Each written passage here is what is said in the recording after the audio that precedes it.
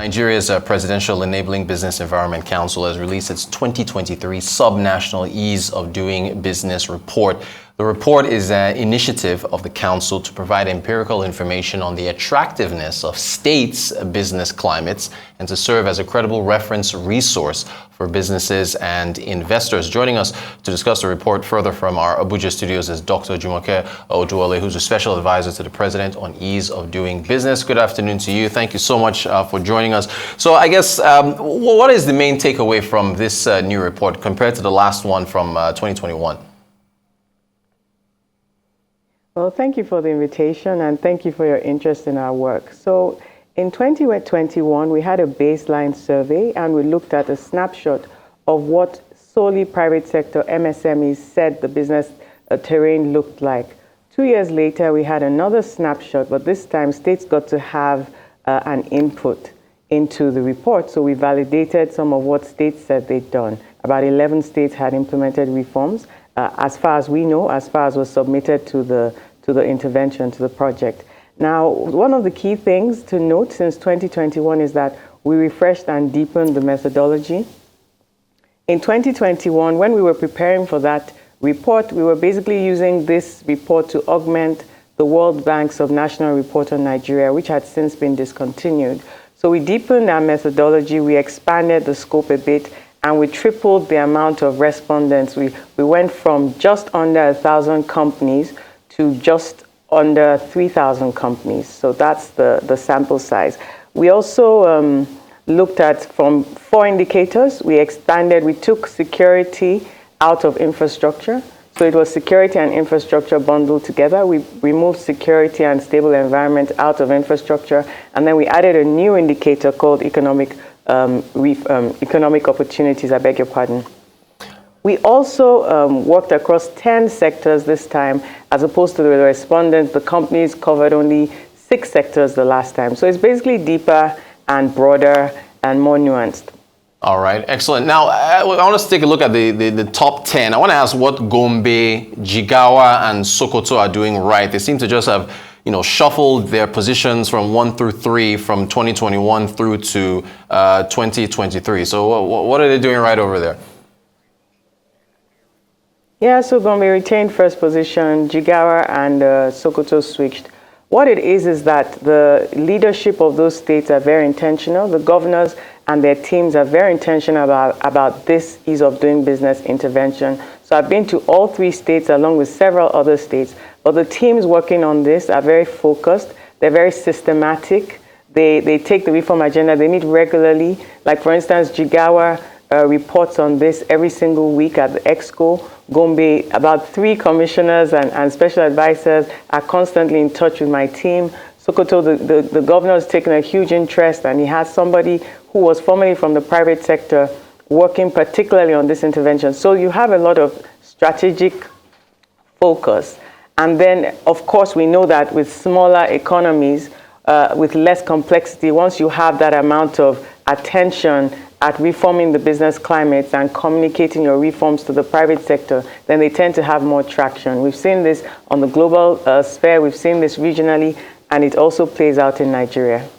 Now, I want to ask you about how, I guess, consequential the survey report is. Lagos, if we take a look at the ranking in, is 29th. It fell 9 places from its 20th position in your last report in there. So it's at the screen there for our viewers, right at the bottom there. Yet, Lagos still attracts the most business in the country. I mean, so you've been to Gombe, you've been to Jigawa, you've been to Sokoto. Are businesses literally packing up from here and moving there? Because it still seems, anecdotally anyway, that Lagos is still where it is as far as business.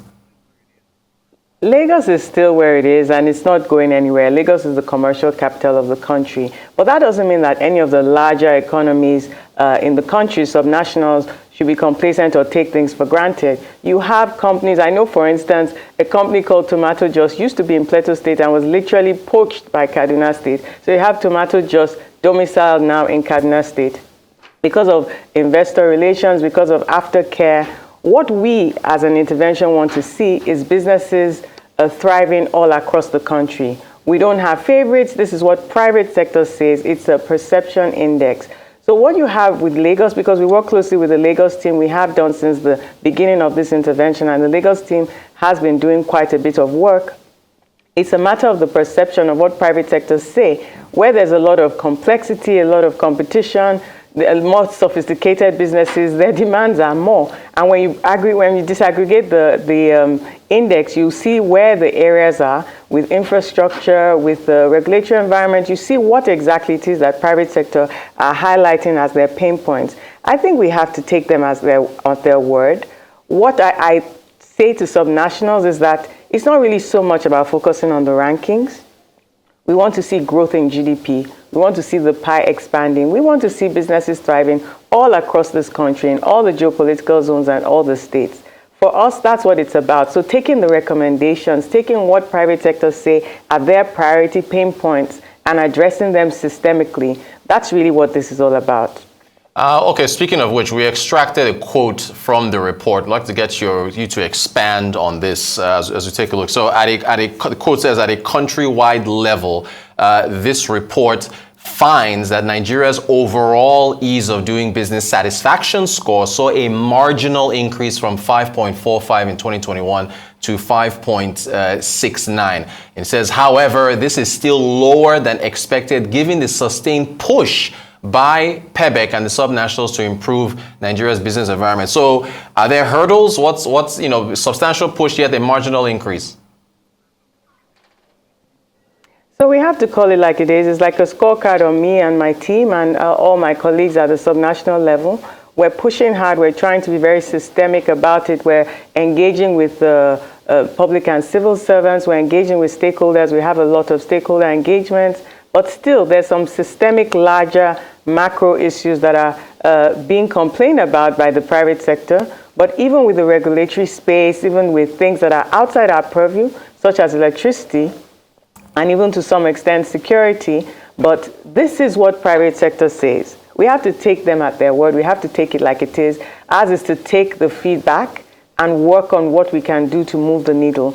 I'm glad to see that we actually held course and we were able to go up marginally, because in the last couple of years, there's been headwinds. This was the aftermath of COVID. There's been the war in Ukraine. There's been a lot of things. So it's actually really gratifying to note that we didn't slump all the way back.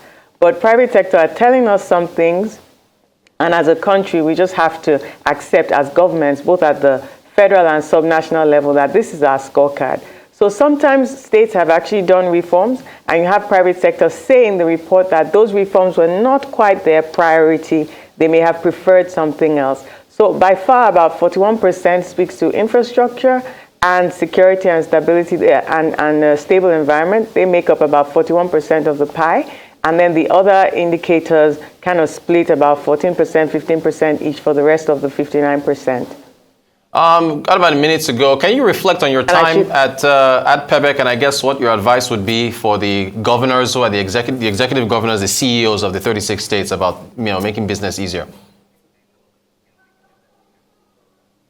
It has to be a sustained push.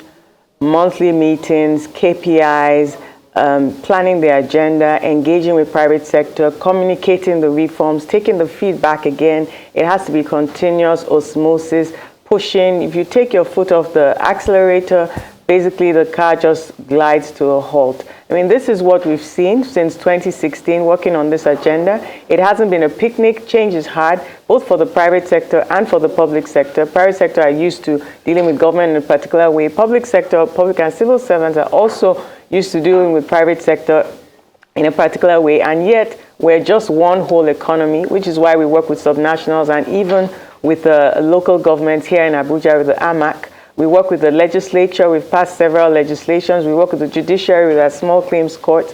The Business Facilitation Act has codified Executive Order 1, our national action plans, and a lot of what we do. We're just hoping that for sustainability, private sector keep on pushing on this agenda and asking for more. I think they deserve it. All right, Dr. Jumoke Oduwole, of course, special advisor to the president on ease of doing business. Thank you so much for talking to us about this subnational report for 2023. We appreciate the data very much as well.